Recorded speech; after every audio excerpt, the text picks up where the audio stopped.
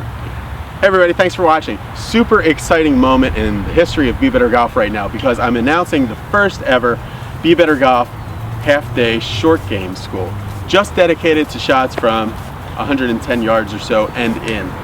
Really the scoring zone that is so crucial to get really to another level of golf. And really, if you want to be competitive, this is what you need to do to get better at the short game. So when I was traveling all over the country, still am, I interviewed a guy who absolutely blew my mind with his knowledge and his ability in the short game.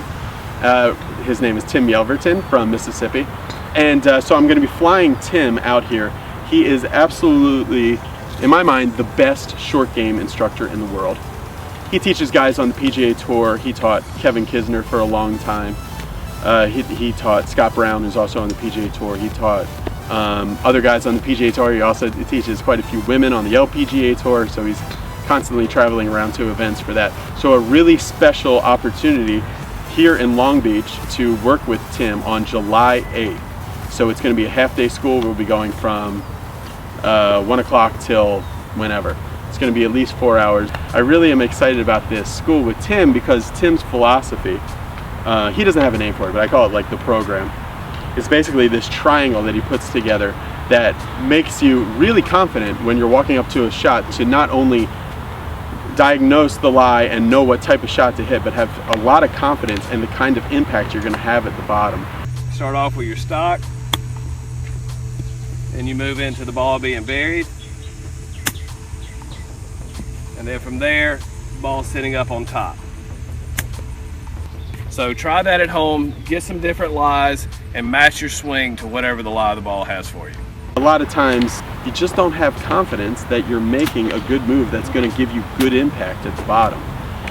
Tim is an extremely good golfer as well. He played in a PGA Tour event last year and he won his section, his PGA section, I think Gulf State section of the PGA. So he won that and he played in a PGA Tour event, and he has won the Mississippi State Open. He's won a bunch of college tournaments and other stuff like that. So he's an amazing player in his own right, and most of his wins have been from just awesome short game. His short game is a lot better than almost anybody he plays against. So Tim is going to be out here, and if you're interested in coming to this short game school, it's coming up really soon, right here at El Dorado on July 8th. So send me an email, or there's more information in the link below in the description. Oh, the other thing I wanted to ask you guys, like I said, Tim is an elite level short game coach and short game expert, teacher. He is not a very good producer of videos. That's something I'm good at, so I'm flying him out here to do a bunch of different short game videos on Be Better Golf because I felt like it's the one section of Be Better Golf that really could be bolstered.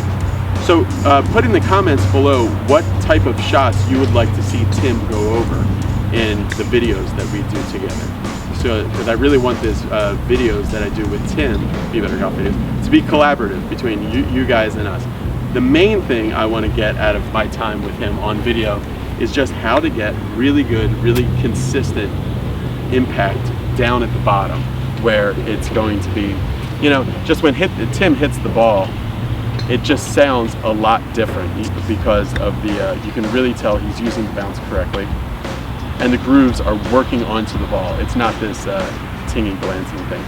So he's going to teach us how to develop that in the short game school and also on the video.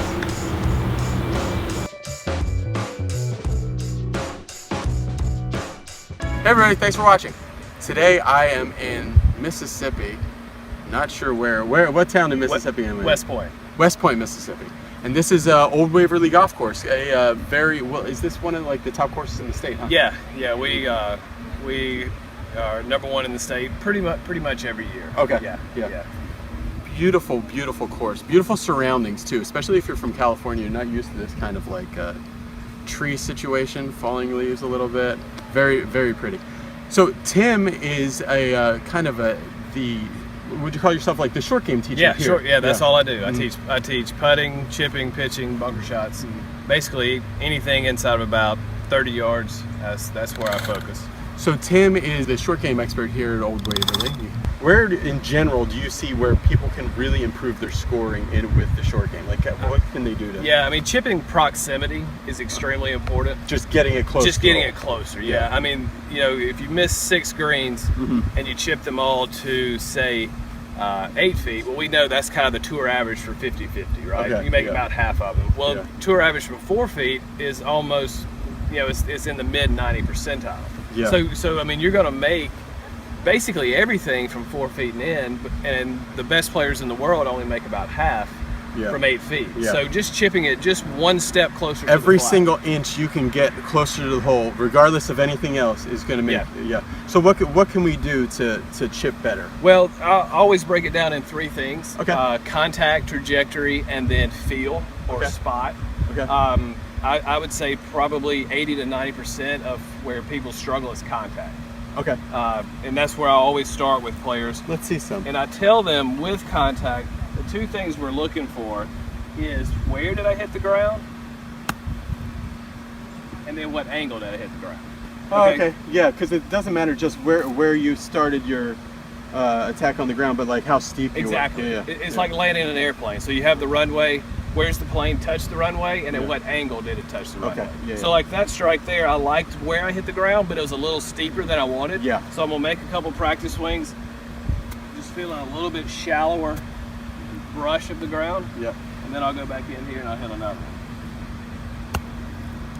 one.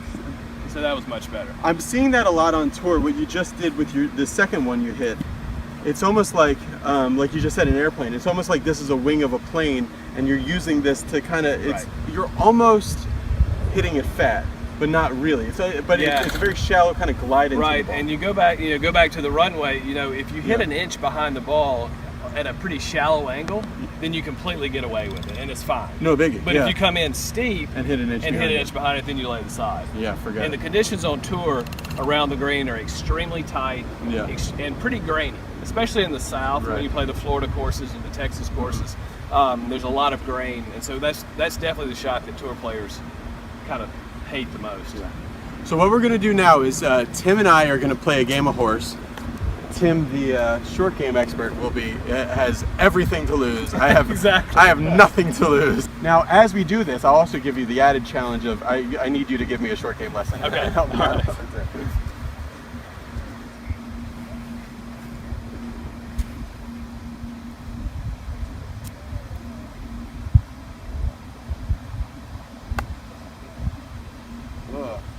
Results-wise, okay. But I love the divots I took. I did not like the one I took. The results were definitely good.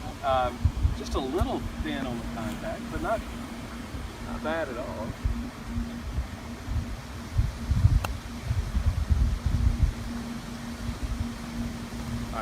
All right, so Tim has nothing. I have H. Yeah, it's coming in very shallow, and I can hear the blades of grass before you hit the ball, but then I can hear the thump of the bounce on the dirt after you. So it's like a brush, click, thump. That's right. All together. That's right. Yeah, I like that.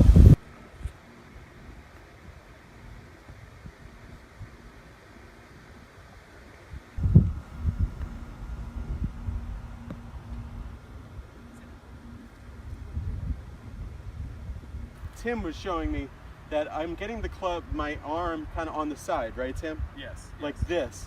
And from there, then the arm being. He'd rather see me more on top. Why is this bad to get it like this? When you go ahead and do that again and stop for me.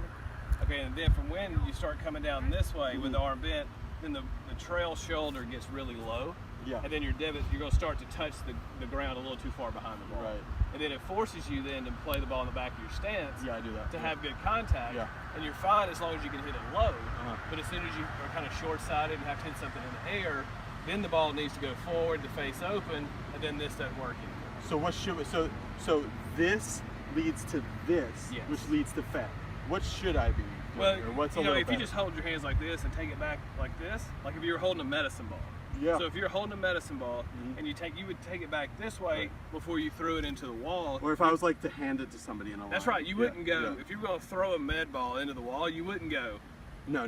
Like that. You would go here and then here. Yeah. That's the same motion in the short game.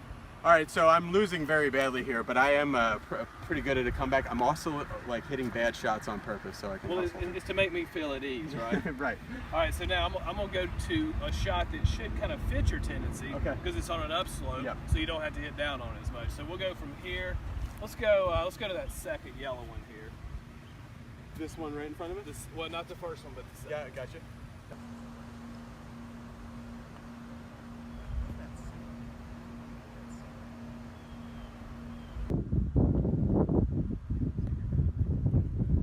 I have HORS. Tim has nothing. I have not gotten any closer to him. But he's chosen this bunker shot. Now, what's different with a bunker shot? Well, everyone knows you hit the ground first, Yeah. but same rules. Yeah. Okay, it's still, where's the club enter the sand? What angle does it enter the sand? The biggest difference is loft. This club face needs to be looking, as it's coming down, we want it looking at the sky, and then as it goes through, it's going to continue looking at the sky. Yep. So most players don't use enough loft, so then they can't hit it high enough and short enough, so then they have to slow their speed down. Yeah. And then they swing easy and it goes fat here, or they hit it solid, it comes out too low, and then it runs across the green. What should we be doing? So we want to keep this face open, and then we want to splash it and let the sand literally get on the green for most bunker shots. So unlike playing golf, let me see you hit some practice. Okay. Some practice. All right, ones. so a drill I like a lot is just dig a little trench, Yep. take it to the top. I'm gonna hit the front wall of that sand and then knock it on the green. So you guys can see, come a little closer, Josh. So he dug this trench here, he missed this wall, hit that front wall, and it was very shallow. Right, and then And it knock just the splashed the sand up there. Splash the sand out. Now the golf ball would be about 2 inches in front. So let's do one here. So that would be the ball right here. Yes, the ball So would be let's say about the right ball's there. and let's watch And this then I one. would set up to it like this and then splash the sand out. Hit the front wall and splash the back wall. Splash the sand out. All right, let's get on to the game. This would be a great chance for you to thin one into the junior center. Right into the junior Yeah. cottage, right? All right, so I'm gonna get a nice wide base, get a good footing, Uh-huh. open my club face, and then just try to splash it out. Tell us a little bit about your history in golf. You won Mississippi State Open? Yeah, Correct? I've won the state open. I played college golf at Southern Miss in Hattiesburg, and then I've tried to play some professional stuff for a few years. Yeah. It did okay, but never got on the big tour. And then Yeah. I started teaching here with PGA July. Yep. 2007. Top 100 country teacher in the Yeah, country. he's a top 100 guy. We've been here for almost 10 years. Yeah. Won the section championship, player of the year a few times, Yeah. and he and I. You're still playing. A little, yeah. I probably play 4 or 5 events a year. Great. And then he and I have about a half a dozen players on between LPGA and PGA and web.com. Awesome.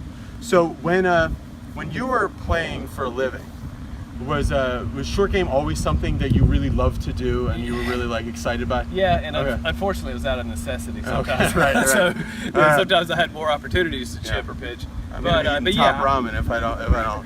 I always enjoyed. I thought it was always fun just to go out to the chipping green and figure out how to hit it lower, how to hit it higher. Yeah. It's a little more creative. Yep. And I enjoy that aspect of it.